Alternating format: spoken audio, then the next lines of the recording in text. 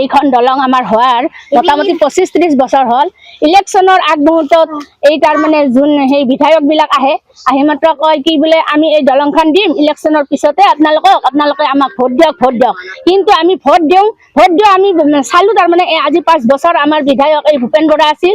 ভূপেন বৰাইও তাৰমানে দিম বুলি কয়, আজি 5 বছৰ তেখেতৰ আমি মুখ দেখা নাই। যি ভাজে সেই জিকিলে তিনিটাকৈ নিৰ্বাচন হ'ল বিধানসভাৰ পিছতে। এই নিৰ্বাচন তিনিটাত আপোনালোকৰ মানে কেনেকৈ সঁহাৰি পালে? নাই, আমি একেবাৰে সঁহাৰি নাই, একোৰে সঁহাৰি নাই। দলং ক'ত দিব, একোৰে সঁহাৰি নাপালো আমি। দেখা পাইছিল নেকি?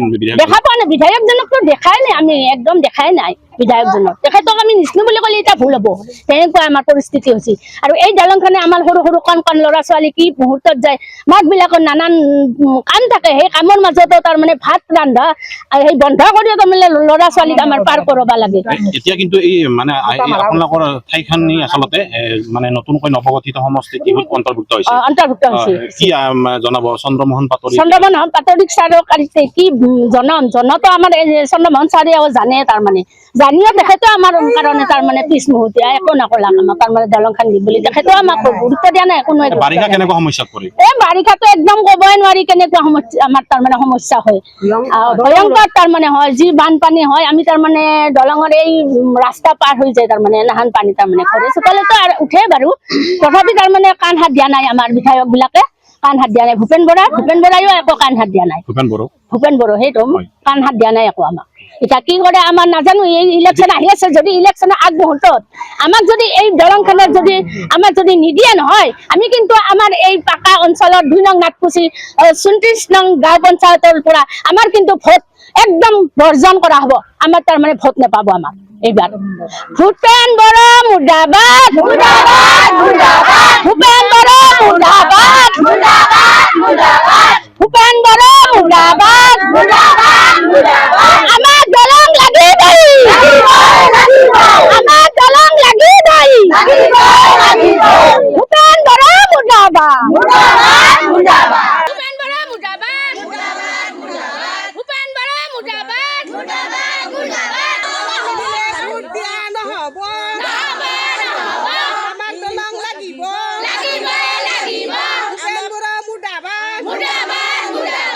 এইখন দলং আমাৰ হোৱাৰ মোটামুটি 25-30 বছৰ হ'ল। ইলেকশ্যনৰ আগমুহূৰ্তত এই তাৰমানে যোন সেই বিধায়কবিলাক আহে, আহি মাত্ৰ কয় কি বোলে আমি এই দলংখন দিম, ইলেকশ্যনৰ পিছতে আপোনালোকে আমাক ভোট দিয়ক।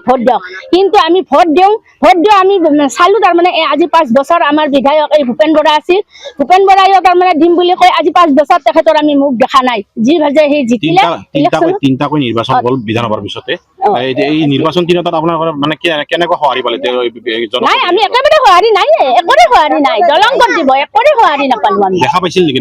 দেখা পোৱা নাই, বিধায়কজনকতো দেখাই নাই, আমি একদম দেখাই নাই বিধায়কজনক। তেখেতক আমি নিচিনো বুলি ক'লে এতিয়া ভুল হ'ব, তেনেকুৱা আমাৰ পৰিস্থিতি হৈছে। আৰু এই দলংখনে আমাৰ সৰু কণ ল'ৰা ছোৱালী কি মুহূৰ্তত যায়, মাকবিলাকৰ নানান কাম থাকে, সেই কামৰ মাজতো তাৰমানে ভাত ৰন্ধা সেই বন্ধ কৰিও তাৰমানে ল'ৰা ছোৱালীক আমাৰ পাৰ কৰিব লাগে।